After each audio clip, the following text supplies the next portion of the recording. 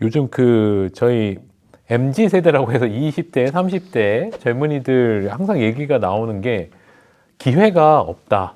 또는 사회가 아예 이 계층이 흑수저, 금수저 이런 얘기도 벌써 나온 지 꽤 되고, 이렇게 아무리 노력해도 올라갈 신분 상승이라고 할까요? 사회적인 어떤 그런 상층부로의 사다리가 없다. 뭐 걷어 차여진 사다리. 이런 얘기들을 많이 하는데, 좀 어떤 러시아 문학이 또 그런 산업화 과정에서 그런 거에 좌절하고 그런 사람들이 또 많이 책을 썼는데, 좀 어떤 20, 30대 MZ 세대들이 읽을만 하고 좀 공감할 만한 그런 측면이 있다고 생각이 되는데 어떻게 생각하시나요? 뭐 각 세대마다 고민이 있는 건 뭐 당연한데, 근데 지금 그 뭐 토마 피케티 같은 경제학자가 21세기 자본에서 그 했던 주장한 내용들이기도 하죠. 이게 19세기 이제 그 전반기에 그 프랑스 사회의 모습을 많이 담고 있다고 해서 이제 발자크 소설도 언급하고 그랬었는데, 무슨 뜻이냐면 문학에서 이게 오래된 미래예요. 굉장히 많은 걸 이미 발견할 수 있고 또 통찰을 얻을 수 있다고 그렇게 생각이 됩니다. 이게 근대 소설은 이제 그 근대 사회의 이행기의 어떤 사회 변화상을 잘 반영하고 있는데, 근대로 이행 과정을 이제 여러 가지로 이제 도식화할 수 있지만, 이제 대표적인 것 중에 하나가 신분 사회에서 계급 사회로 이행이에요. 신분제 사회는 뭐 말 그대로 이제 신분이 고정되는 그런 사회인데, 계급 사회는 계급이라고 하지만 그 유동적이에요. 그러니까 사회적 유동성이라는 표현을 쓸 때 신분제 사회에서는 쓸 수가 없어요. 그런 신분 상승 혹은 신분 이동 극히 제한적이기 때문에, 일반화할 수 없기 때문에. 우리 홍길동 같은 작품도 있지만, 아무리 이제 재주가 출중하다 하더라도 서자로 태어나게 되면 출세길이 차단되는 거잖아요. 원초적으로 차단되어 있기 때문에. 그런 사회가 이제 신분제 사회입니다. 지금 이제 MZ 세대의 그 문제, 이 고민이라고 하는 거는, 이제 이 사회가, 자본주의 사회가 점점 세습 자본주의로 넘어가면서 계급 사회로서의 어떤 유동성을 잃어가고 있기 때문에, 그래서 이제 어떤 의미에서 이제 그 세습 사회로 다시 귀환하는 거 아닌가 하는 이제 의혹까지도 이렇게 낳게끔 하고 있는데, 그러니까 이 역진하는 거죠. 이 거꾸로 가는 거기 때문에. 그래서 그 변동기의 그런 이행기를 다룬 이제 그 작품들, 문학 작품들을 좀 많이 보게 되면, 러시아 문학에서도 이제 그런 걸 좀 다루고 있는데, 지금 현 시대에 대한 이해에 좀 도움이 되지 않을까. 그리고 이제 현재 그게 문제라고 한다면 그 문제를 해결하는 데 있어서도 뭔가 통찰을 우리가 얻을 수 있지 않을까, 그렇게 생각합니다. 문학 작품이 여기서 시간 날 때 읽으면 되는 게 아니고 시간 내서 읽어야 되는 거라고 생각해요. 투쟁하듯이 읽어야 돼, 숨을 쉬듯이 읽어야 그러니까 되는 거군요. 그 학생들이 뭐 취업 위해서 뭐 굉장히 노력들 많이 하잖아요. 작품도 그렇게 읽어야 된다고 생각합니다. 자기 자신, 남을 위해서 읽는 거 아니에요. 자기 자신을 위해서. 네. 더 러시아 문학에 대해서 이렇게 소개를 해주시고 중요한 측면들에 대해서 말씀을 해주셨는데요. 러시아 문학에 입문하고 싶은 사람들에게 이제 러시아 문학이 작가도 많고 작품도 두껍고 이래서 이제 좀 겁을 먹고 포기하게 되는 그런 경향이 있는데요. 러시아 문학에 발을 들여놓고 싶은데 망설이고 있는 우리 일반인 독자분들께 길잡이가 될 만한 키워드를 몇 가지 좀 소개를 부탁드리겠습니다. 그 문학에 입문하는 데 있어서 뭐 주저하고 망설인다는 건 약간 넌센스이긴 해요. 이게 수학이나 뭐 물리학이나 이런 데 이제 도전할 때 좀 머뭇거리는 건 이해가 되지만, 문학 작품 그냥 읽으면 되는 건데, 저런 거 비슷하게 초등학생들이 1학년 학교 입학할 때 겁먹는 아이들 있잖아요. 근데 한번 며칠 다녀보면 다 적응하고 이렇게 다니게 돼요. 작품도 그냥 페이지 넘기면 됩니다.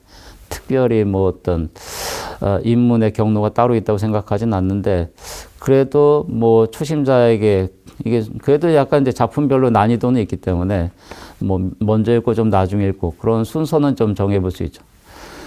그 단편 소설이 아무래도 좀 접근하기 좀 쉬운 거죠.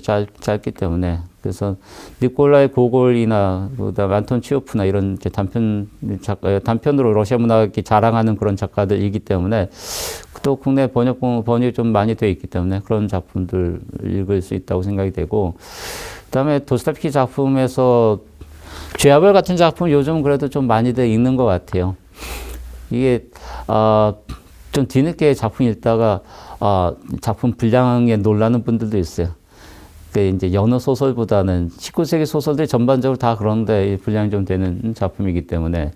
근데 일독하게 되면은 이제 이게 독자에게 그 굉장한 어떤 뿌듯함, 만족감 같은 걸 이렇게 줄 거라고 이렇게 생각이 됩니다. 그러니까 그런 장편 같은 경우는 이제 그렇게 약간 가독성이 좀 있는 작품 한 편을 이렇게 통독하는 경험이 좀 중요한 의미가 있다고 생각해요. 그럼 이제 거기에서 자신감을 얻어가지고 이제 다른 작품으로 더 나아갈 수 있지 않을까 그런 생각이 들고, 그래서 단편으로 먼저 시작할 수 있지만, 유명한 장편들은 이제 나만 안 읽고 다 읽은 다른 사람들 다 읽는 작품이야. 그래서 자기 자신을 예외로 만들지 말고 꼭 그러니까 이거 뭐라 그러나요? 어떤 의무감을 갖고 좀 읽으면 좋겠다는 생각이 듭니다. 그리고 읽을 수 있습니다. 읽을 수 있습니다, 여러분. 도전해 보시기 바랍니다. 또 러시아 문학의 많은 작품들이 영화로 만들어져 있고, 이제 저희 부모님도 가장 좋아하는 영화가 이제 닥터 지바고 이런 얘기도 하시고, 전쟁과 평화도 이제 영화로 보고, 이렇게 영화가 사실은 특별히 이런 그런 장편 문학하고 이렇게 영화로 만들기 편하죠. 이 스토리도 많고 이러니까 영화를 통해서 문학을 접하는 방법, 또는 영화와 그런 문학의 관계에 대해서는 어떻게 생각하시나요?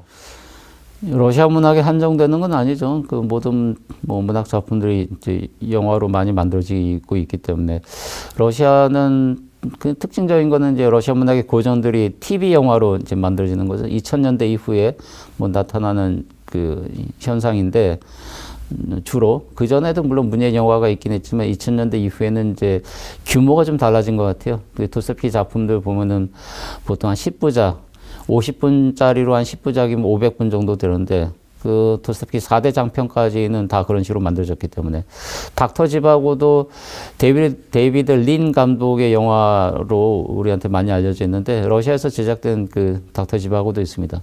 그것도 제 기억에 10부작이었던 것 같아요. TV용 영화로. 그것도 한 500분 정도 되는 거죠. 거장과 마르가리타라든가 여러 작품들이 이제 영화로 이렇게 만들어져 있는데, 저는 근데 긍정 부정 반반이에요. 보통 이제 영화 얘기하시는 분들은 책을 안 읽기 위해서 영화로 나온 건 없어요, 이렇게 찾으시기 때문에.